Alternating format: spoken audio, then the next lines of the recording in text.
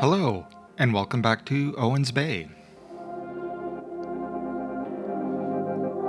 Since our last episode was all about infrastructure, I think it's only fitting that we have an episode that's all about landscape detailing.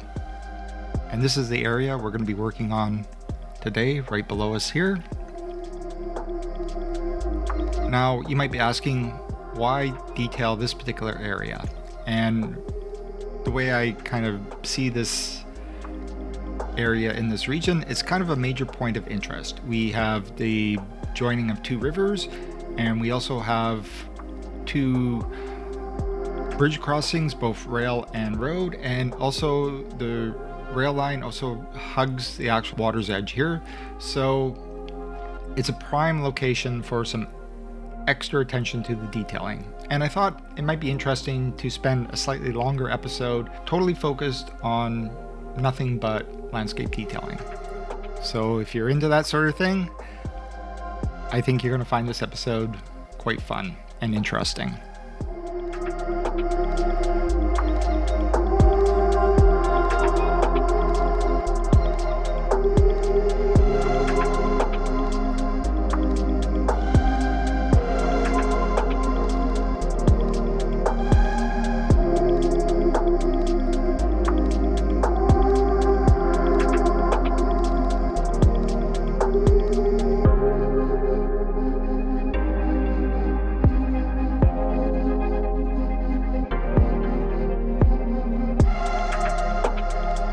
I'm excited to get going. So let's get started.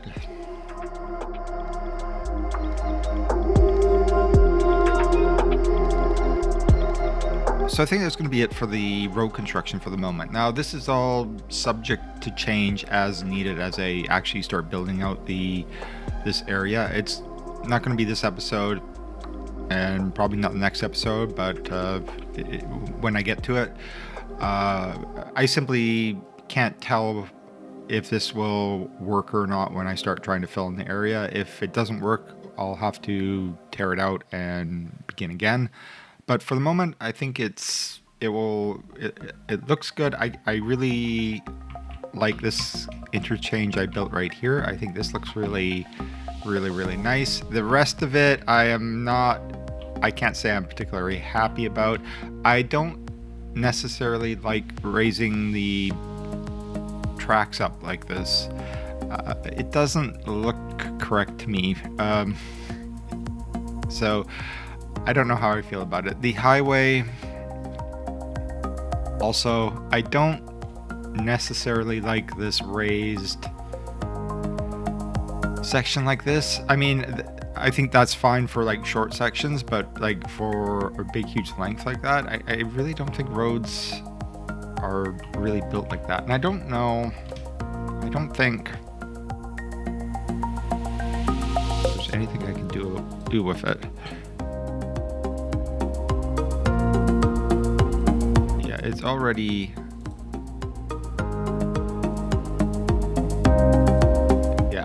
there's nothing I do about it. So I wish there might be a way to force actual like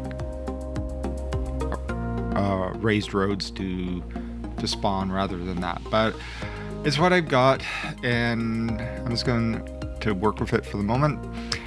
And we're not going to get into actually building the little town this episode. That will be next episode, I think, the town, and we're going to start filling in this little valley here as well in the next episode. So what I'm going to do for the rest of this episode is I'm going to switch my attention to doing some landscape detailing. Now, as far as I'm concerned, the landscape detailing is just as important as the city detailing. You are putting your city into, you want your city to exist in a specific place in the world. And it exists in this landscape here is the landscape this city and region exists in. So, the landscape is an important feature, and it's what really gives the whole region its uniqueness. It's part of the uniqueness of the entire build, and it's important to, consider it. Now, we have this area here where these two rivers meet, and because of this is probably true of any river in the world, it's seasonal flooding, right? So this area is heavily prone to flooding, especially right in here and probably down in here too. This realistically would also be prone to flooding, but in order to get this rail line to work here, we have to pretend a little bit here that it doesn't. And I'm okay with that. You can't be 100% slave to... In the end, you're totally allowed to take creative liberties with what you make, and you really build whatever you want. Like, I'm not really here to say you have to build it this way, but I like to go for a particular look, so I try to follow certain types of rules about how things would look in the real world, even if I will fully admit a lot of the times I don't really have any first-hand knowledge of how things should look, and I just make things up as I go. In this case, I need this to work. I need this rail line to work. We're just gonna have to kind of look the other way with it. But anyway, we're going to switch our attention over here. But first thing is I'm going to do is this road here. If we look at the landscapes, it's cutting across this floodplain, and both these areas I would consider floodplains. So in a built-up region like this, where there's a fairly substantial population of people, floodplains like this usually would be converted into farmland.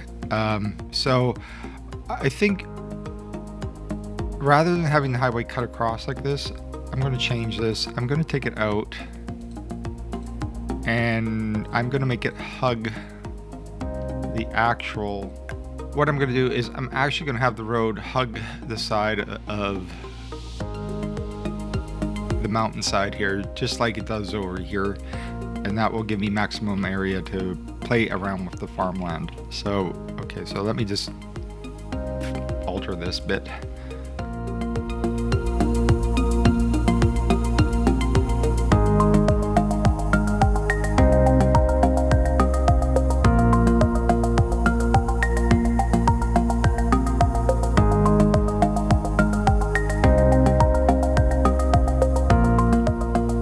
Okay, now that leaves us all open for farmland. Now, one thing that would be highly likely here is in order for this to be usable farmland, and considering that it's very likely that it would,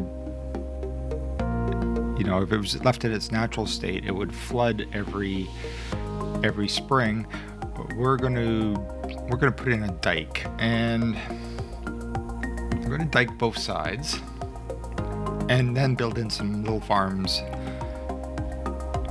and we'll see what that looks like. So for the dike, what I want to do is I want to use a road. I'm not sure what I could do here. The problem with the road as it is it's for a dike, it's a bit too wide. So I don't know if we go in the road builder here and see what we've got. Okay, so we got dirt road, and then we got shoulders that are 1 meter.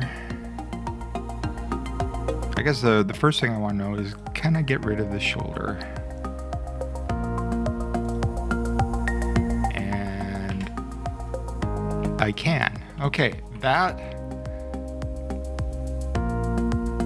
will probably be much better for a dike road. Yeah, I think that's gonna work. So let me just... And I'm actually going to just make a custom road here, and I'm actually going to call it a dike road. I can obviously use it for other purposes, but I think that's a good way to classify it. Get rid of that. Okay, so no big mystery here. The dike is going to follow the river. It will terminate. It will terminate somewhere here, probably between these two bridges. I'm not going to carry it all the way up the river. I mean,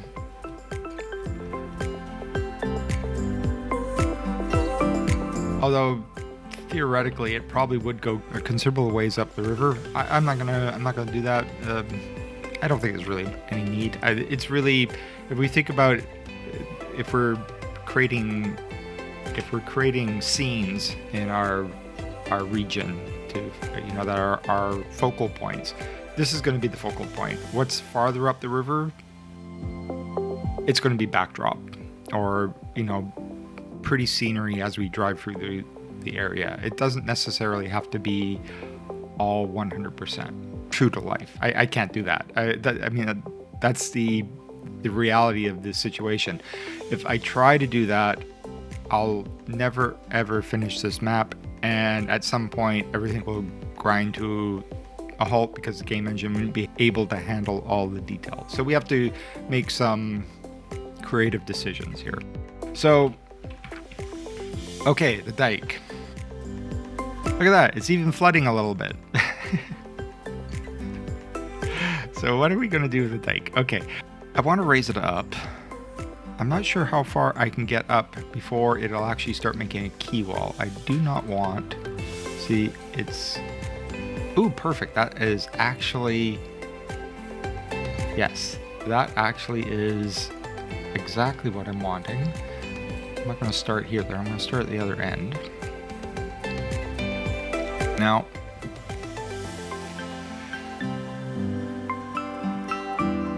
we have a fair amount of elevation here and all along here.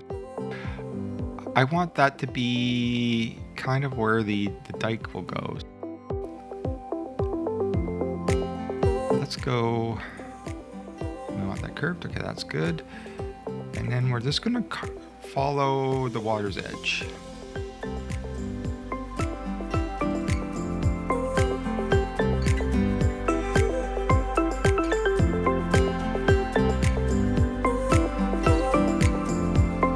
And okay, I'm gonna have to terminate it here. Or I could hook it to the bridge. Is that like... Okay, no, I'm gonna have to terminate it here. I also have to keep in mind that this is an actual road, and if I hook it into, I'm gonna connect it up to, no, okay. Why did you not work? Okay.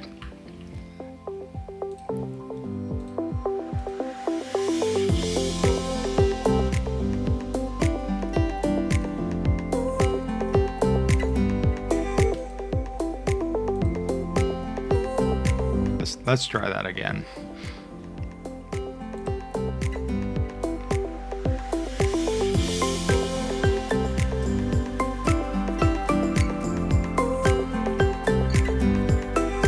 To be honest, an easier way to do this, although it's terraforming, but a far easier way to go about this is to actually raise the land up where I want it. So we want a dike that is 1, 2, 3, say 4 meters above the actual river. And so what I'm going to do is just draw it in.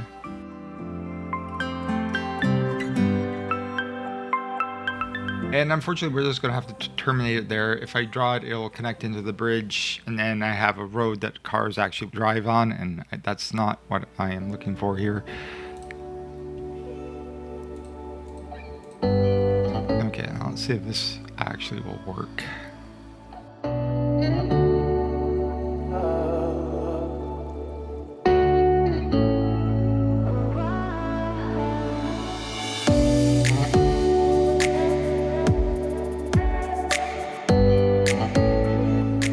And we'll do a little sneaky thing here where we kind of like hide this in trees and bushes so it's not obvious later on that that's actually what it is. Now on this side,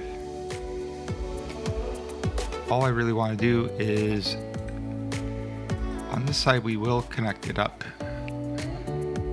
to the road, because maintenance vehicles do need access to the dike in order to fix it and maintain it. And now what we're going to do is we're just going to use the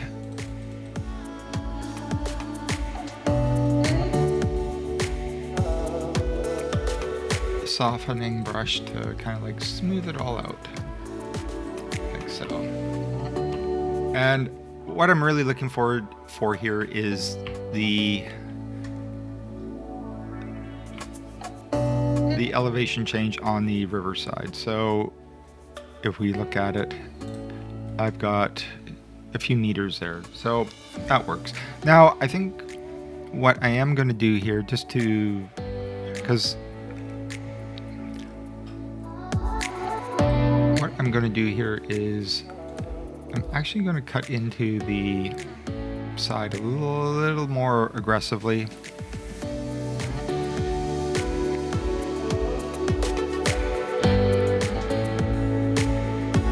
Maybe not that aggressively. That's a bit much. Okay. Now I ruined it. Okay. Or did I?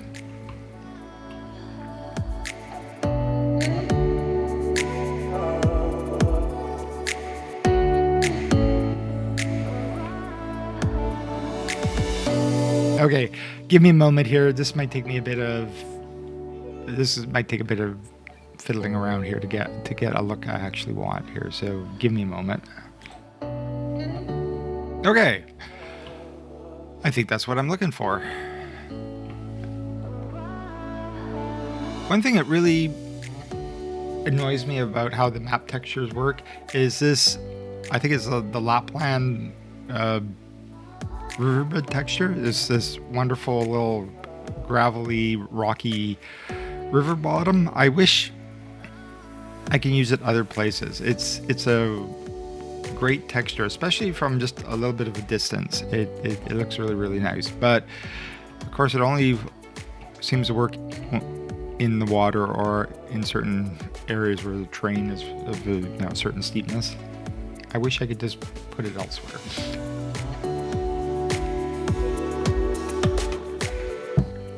Now we actually have to build like this. We have to make this look more like a dike. So we're gonna have to go over the boulders. This is a great technique, don't get me wrong. It works extremely well. I was just hoping to try to do something a little more unique here than this, but this will work just fine. I am sinking them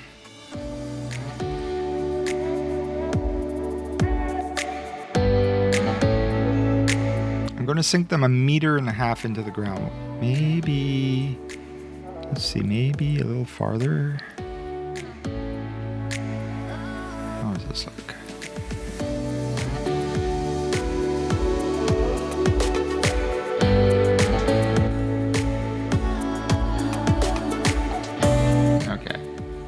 So sinking them into the ground at least gives them, it looks like they're part of the landscape. Some of them don't stick out as much.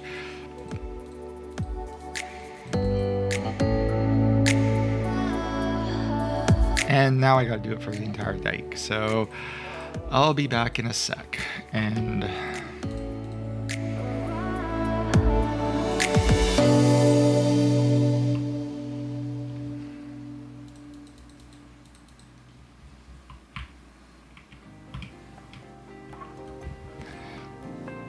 okay, that doesn't really look all that bad.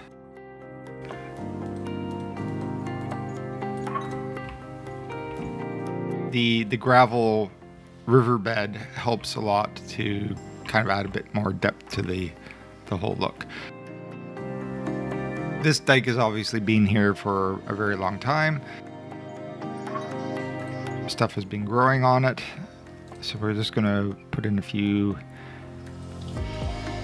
weeds and small bushes. I use this cultivated green bush, and then I sink it usually about half a meter into the ground. It doesn't have to be any deeper than that. You could go deeper if you want weeds that are very, very close to the ground. Why I use this is it does not, some of the larger plants, they wave a bit too much in the breeze, and for something that's near the ground, that doesn't necessarily look very natural unless it's an insanely windy day.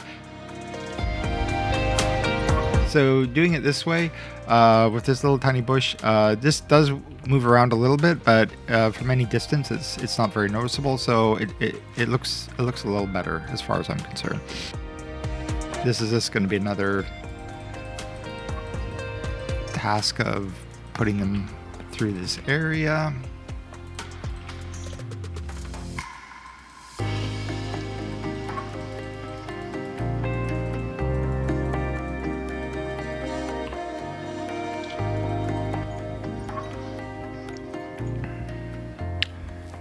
Now,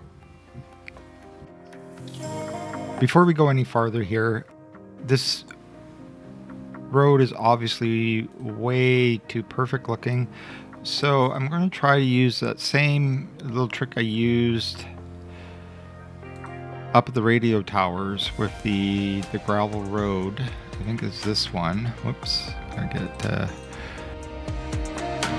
This is nice because it really does break up this little road. It's slightly repetitive, but I find if I just flip it around,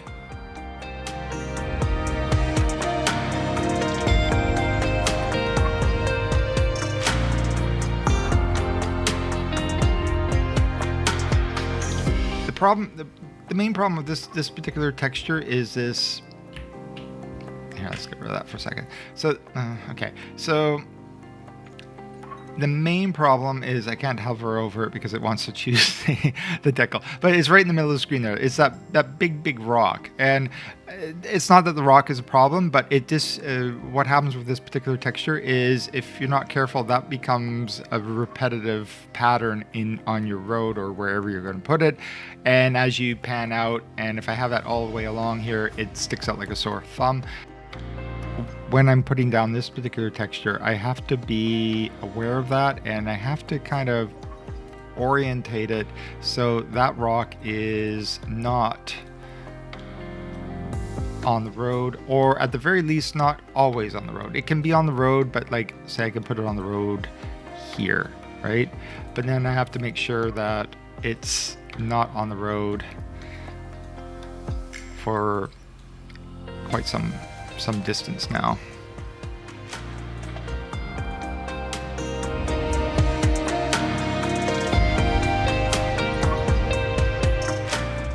Another thing I could have done here, and it might have been, it would have been now that I'm thinking about it, it probably would have been a much nicer effect, is I could have just skipped the road altogether, put in, oh no, wait, it would have been, the reason I have to use the road is I need the road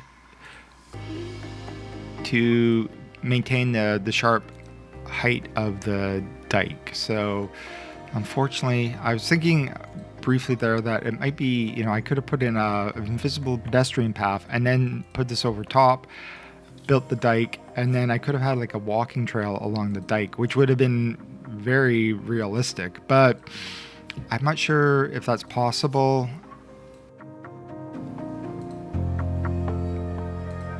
Because, oh wait, yeah, the invisible path would have conformed. It would have had the same effect as a road. You know what?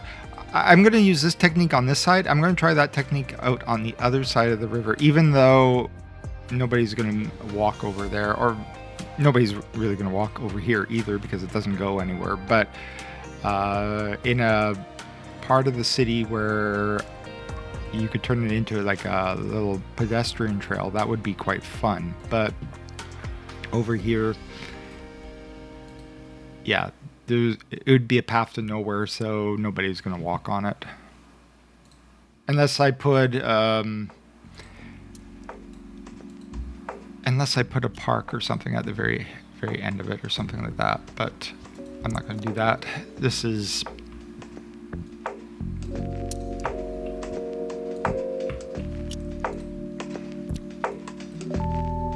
things to keep in mind for future projects.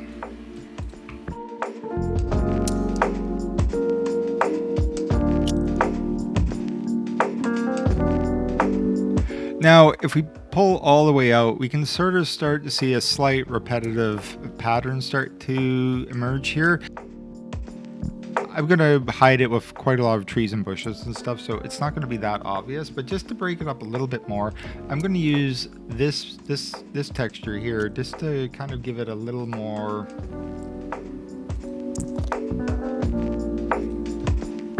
add a little more variation. And we might just put it right here at the very end. Yeah.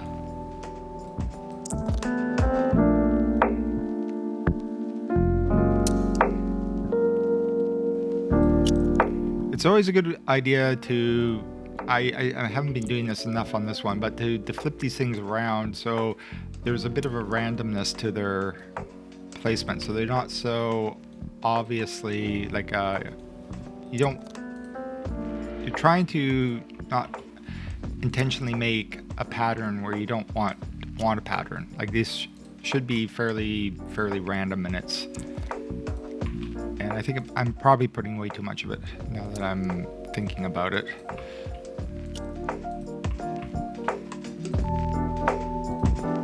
Okay.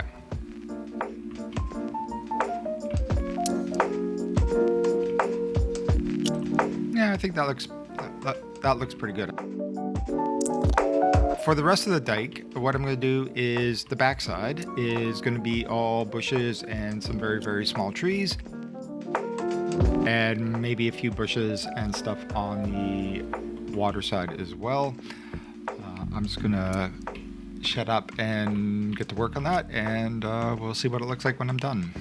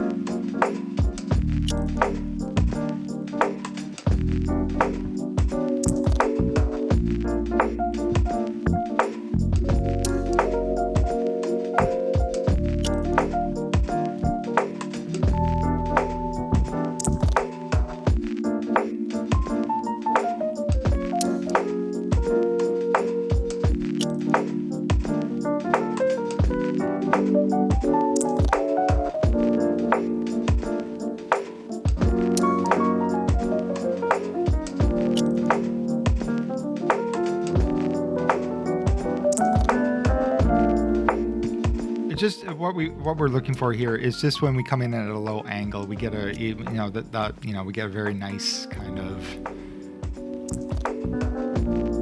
interesting look to the area. Now, I am also going to put in some spruce saplings as well, just very tiny ones, and not too many of these either. Just a few.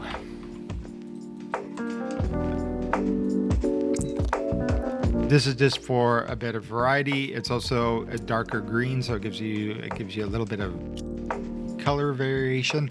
Also, I don't usually play the map on any season other than summer, but this will also help with if you're for like autumn and stuff. It will look really quite nice. I recently just did a little thing. I changed the map to fall color scheme just to see what it would look like, and I quickly realized that I made a bit of a mistake in my planting of the trees. They don't look correct in the fall, so I got this. What I have is I packed them in these dense bands around areas to kind of like for different height and different textures and stuff, but I didn't really think about the colors. So when you switch them to autumn colors, you get these color bandings which look extremely unnatural. Yeah, you're not going to be seeing this map in the fall unless I go back and do some heavy editing to the landscaping, and I'm not sure if I'm going to do that. But now that I'm aware of it, I'm going to try to keep it more in mind. So maybe these areas out here might not look so artificial in any other season but summer.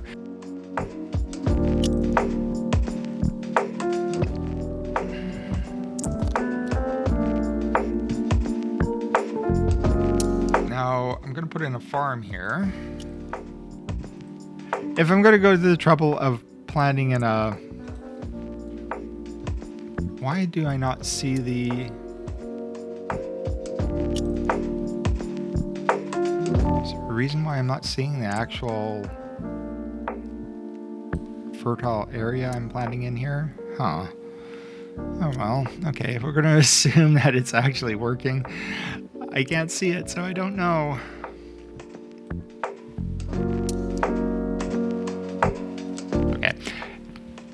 Even if it turns out not to be a functional farm, it's not going to be the end of the world. Okay, so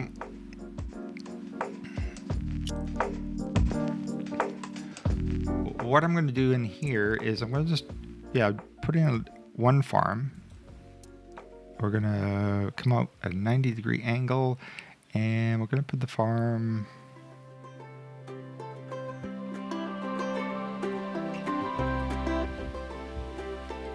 out here. Now we're not... Oh god, these things are so... Okay, yeah, that's the problem. Sometimes these things are just so annoying. Okay.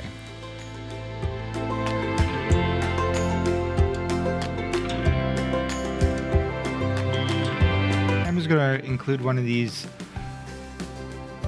little European homes here as the residents of the actual farmers. These actually, a lot of these actually do have a fairly nice, the aesthetics of a lot of the buildings do look like farmhouses and stuff, which is quite nice.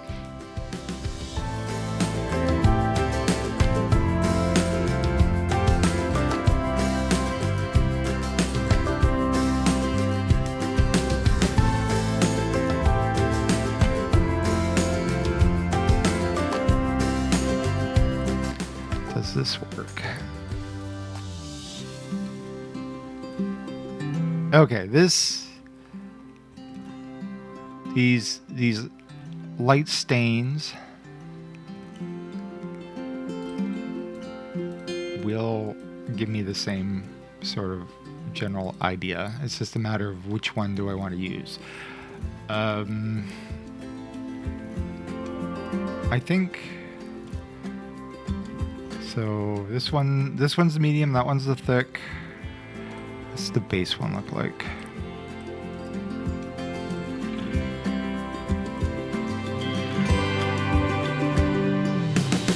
I think the base... Oh wait, we got one more here. Let's try the medium base and see what that looks like. It's really no different. Do you have any options? Heavy stain base. I'm trying to make this just look like darker soil, like something that you'd actually find on a floodplain like that. Okay, the heavy base. The heavy base is definitely what we're going to use here. So let's just get rid of all our... Oh, no, don't, no. Oh, wait, what's it doing? Okay, okay, there we go. Okay, good. I thought that wasn't going to work. Okay, so we're going to use the heavy base, and I'm going to use that to paint in on top of the farm.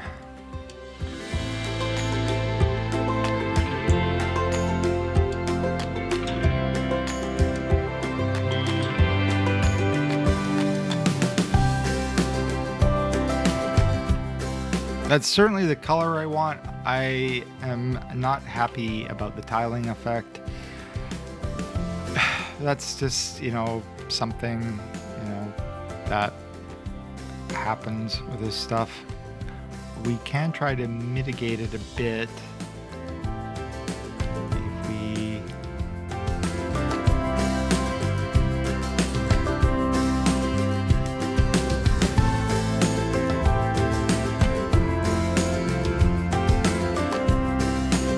The next thing I want to do, I go back to our little cultivated bush, and I want this. I usually would put this like half a meter into the ground, but in this case, I actually want it to be lower into the ground. I want it really low to the ground. So this is like negative 0.8. I wonder if we actually just put it in fence mode. What's that gonna look like? Is it... Or if we do this, and then we increase the... Okay, so if I use the wall-to-wall mode and we turn on spacing variation to... I can't set it anything lower than 1 meter, which is a little unfortunate. But what I want to do here is I just want to add a little variation to the spacing so it's not so monotonous. Like this line here would probably be way too much. So we're gonna try this way here. Now I just have to get rid of all these. What I'm trying to do here is I'm trying to replicate a type of farm that would grow in this sort of region and would grow on this kind of like floodplain area that would require a lot of irrigation and even flooding. So we're gonna say this is actually a cranberry farm. So we'll go back.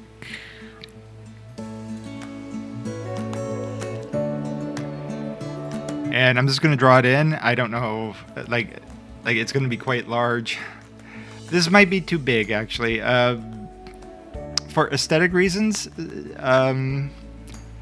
depending on what you're going for, sometimes making the farms a little smaller than their maximum size actually looks better than filling in gigantic areas. But we will see.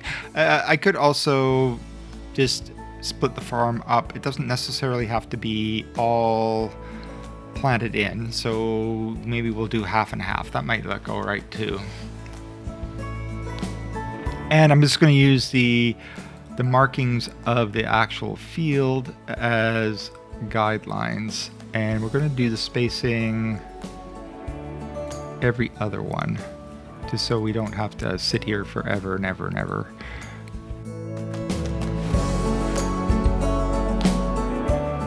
Oh my god, this is so boring.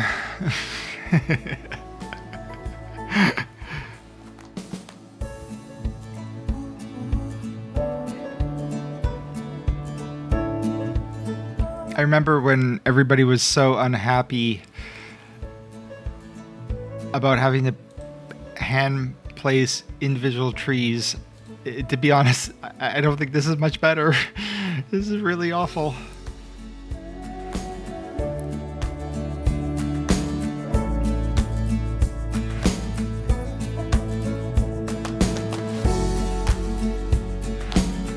There we are. There's our farm. There's our cranberry farm. What I'm going to do a little later is I'm going to make up a little custom sign for this. I think it warrants that sort of treatment. This road is looking very, very...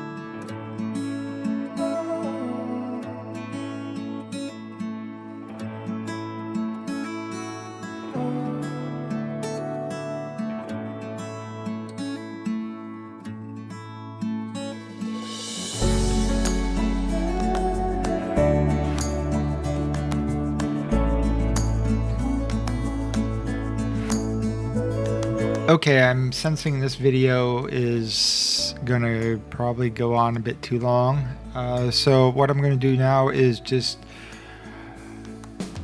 shut up and do a whole bunch of landscape detailing. Try to make this place look like it's always been here. Now, I think what we're going to do on the other side of the river here is we're just going to keep this all natural looking over here.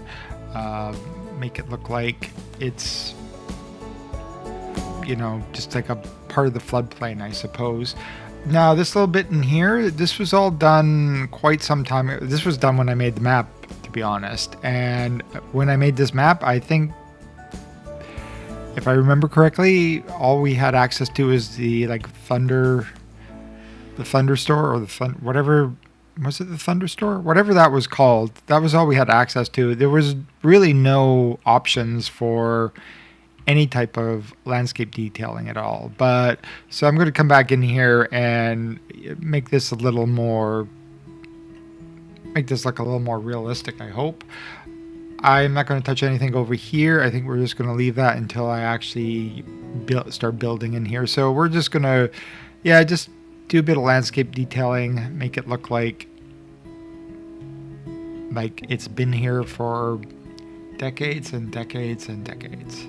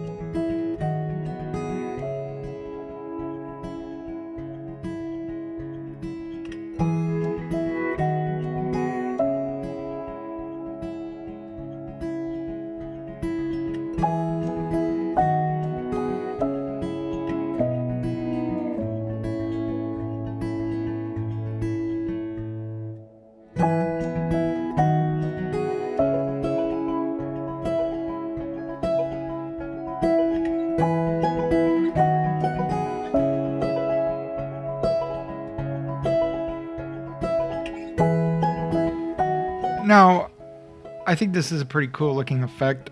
The only issues with it is this bit of pattern repetition on the edges of the road, and just the, having to plop it all down. It's to do a road of any significant length like this would be a lot of work. So I'm not sure if I'm going to repeat it elsewhere on the map. Maybe in small little sections, but as fun as that all looks, it's a lot of work, and yeah, I'm still not very happy about this particular edge. Now I can hide the edge with bushes and stuff, but still it's a little too repetitive for my liking.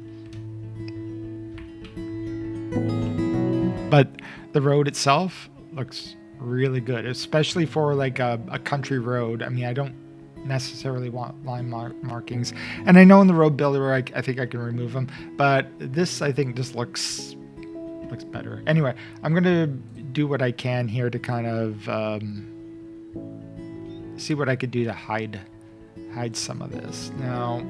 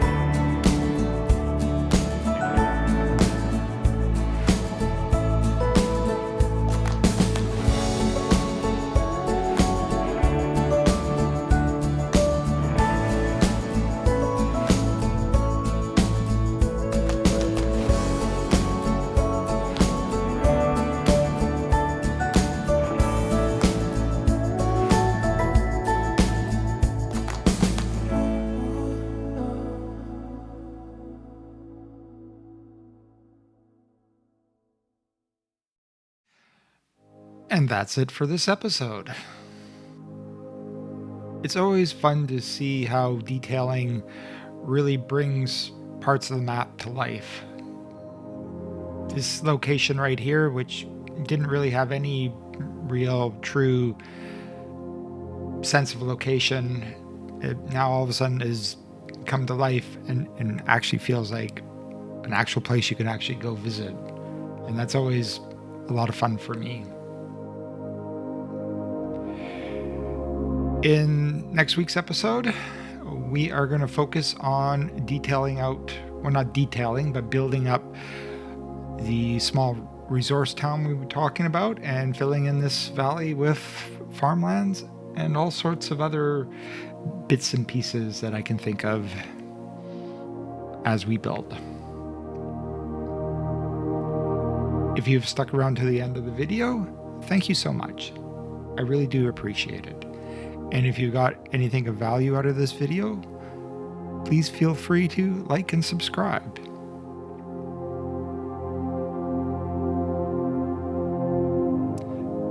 Until next time, take care. And I'll see you later. Bye.